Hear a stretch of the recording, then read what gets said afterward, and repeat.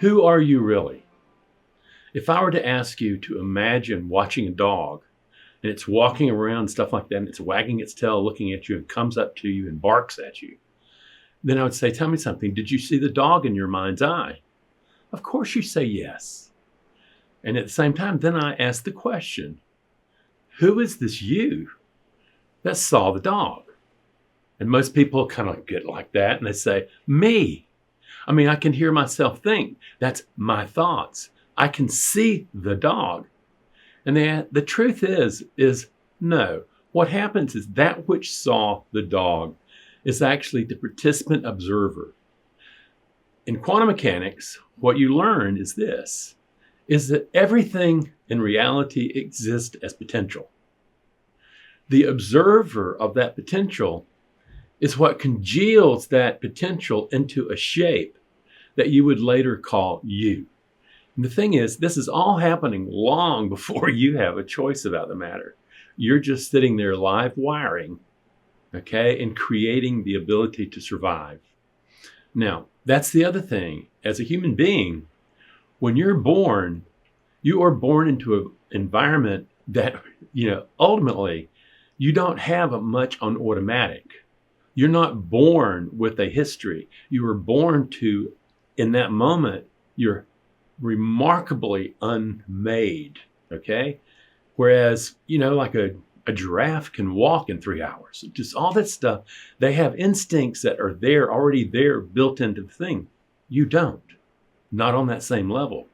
However, what happens is you come into that environment, this potential observer, and you start live wiring how to survive in that world. And out of that, you learn about your being loved, about your mattering, about your power, about your competencies, your acceptance, your belonging, all that. And that is the building blocks of what you're going to become as an adult. But the deal is this: infinite potential. An observer who takes that potential, organizes it, congeals it into a self that locks in. And friends, it's the locked in that we want to take a look at. Because ultimately, you get locked in and it starts myelinating, it starts hardwiring that way, and suddenly you wake up and you look at the world and you say, oh, this is the world I see. Yet, if you change the observer of that potential, of that world, suddenly everything changes. It's powerful. So how do you do that? How do you go about going, as an observer, there's a really big deal, is you recognize that you and your thoughts, you and your emotions, you and your beliefs are not one and the same. Though it looks that way, it's so ubiquitous that you would never second guess it. Oh yeah, that's what it is. But then what I'm asking you to do is step back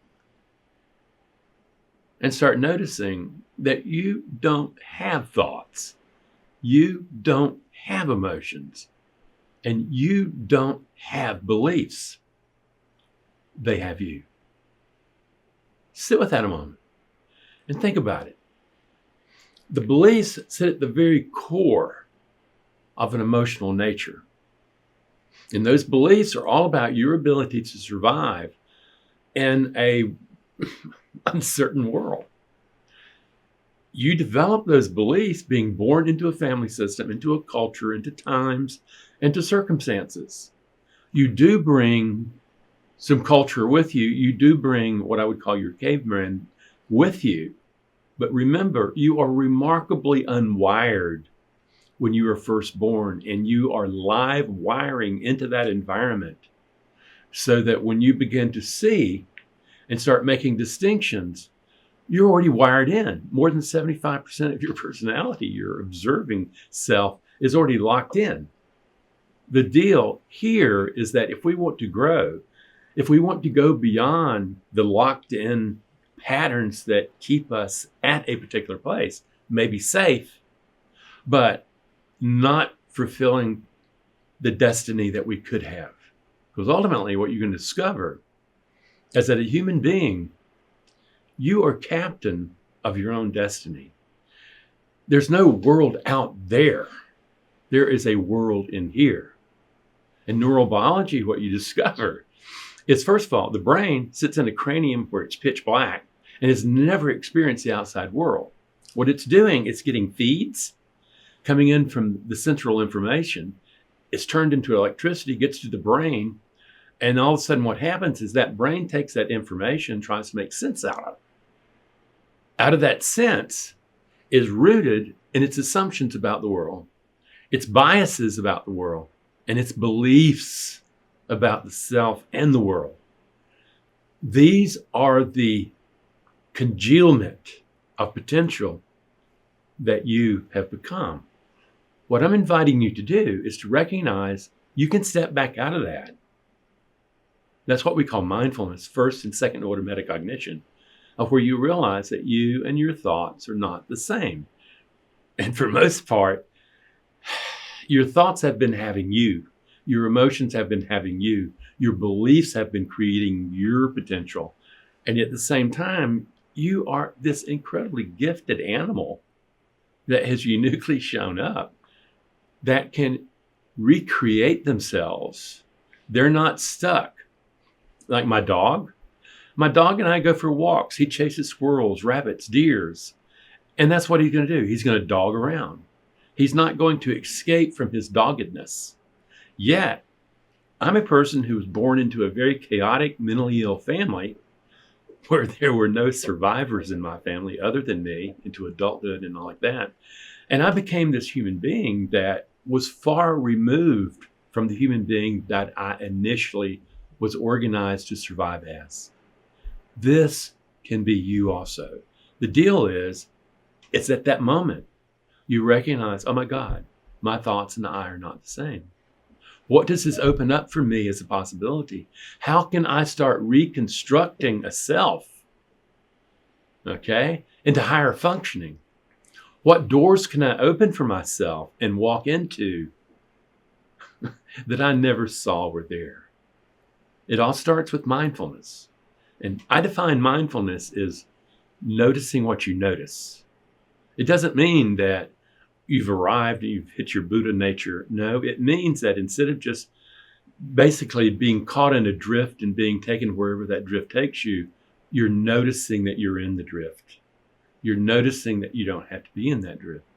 But beyond that, there's second order metacognition of where you begin to observe the observer. You're actually observing the participant that engages your sense of reality. And at second order observation, you begin to ask the question, what makes this observer tick? Then you start the process of going in and finding out what beliefs gelled that constricted your growth, but also ensured your adaptability to a particular environment. Okay? What happened with me is that once I escaped my family, that chaoticness that I grew up in, that pattern had already been shaped, okay? And I would create the chaos if there had not been chaos there. It was only when I started waking up and recognizing, oh my God, I'm the one creating this. I have to take responsibility for my creation. Out of that, I began to be able to go, whoa, what are the beliefs I hold that are causing me to see what I see? It is there that the magic really began to happen. I began to recognize is that it's really all about the beliefs we hold or hold you. And suddenly I began to see beyond the horizon. I began to see what I could be. And let me give you an example. The generation before me had lost intergenerational money. And what happened is me as a Macmillan, we were always going, we've got to get the money back, okay, from the guys who took it from us. And I grew up and that's how I lived in that belief. I got to get the money back. I wasn't creating wealth. I was getting a scarce quantity back. And if you saw my life, you would see that I had a series of things where I would bill money and then blow it up. And I was back to having to get that money back. Then one day I began to wake up and I realized, you know something? I'm creating this experience. I'm still locked into a conversation that is at least 3 generations old. And it's limiting me deeply as far as I can create a new, powerful world. And I begin to work on the beliefs. And now I understand, for me, capital is really about an exchange of values, or it's a tool that you need to grow by. It helps you to facilitate growth. It's not about me. It's not about my mattering. It's not about my power. It's not about my lovableness. It's not about my worth, for God's sake. It's about the ability to use it to create new stuff. That, friends, was the freeing moment that allowed me to start creating the world that I'm talking to you from now. Okay, and the deal is, I ask you to start going. Take a look and step back and watch yourself and go, where did this come from? How did I get organized into this perceptual map? You're onto something at that, because you're going to create the perceptual map. That's what your brain does. And as a human being, you are the animal that is creating their destiny. You just don't dog around. No, you actually create new worlds. That's the gift of being human. And friends, take advantage of it. It's sitting right there. Your job is to wake up the observer and to begin to recognize the world as you knew it never existed.